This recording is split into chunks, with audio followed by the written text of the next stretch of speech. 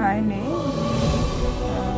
కూరలో టమాటా కట్ చేసి వేద్దామని చెప్పేసి కట్ చేసేసరికి ఇలా అయితే ఉంది.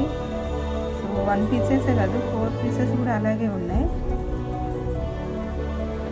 పురుగులని అనుకోకండి, ఇది వచ్చేసి గింజలు మొలకలు వచ్చేసాయి అన్నమాట లోపల. చూడండి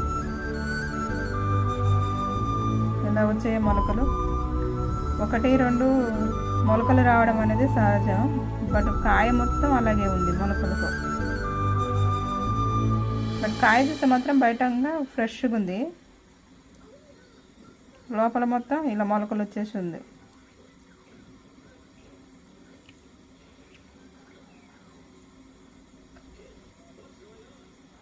కట్ వేయకుండా అలాగే పక్కన పడేసా.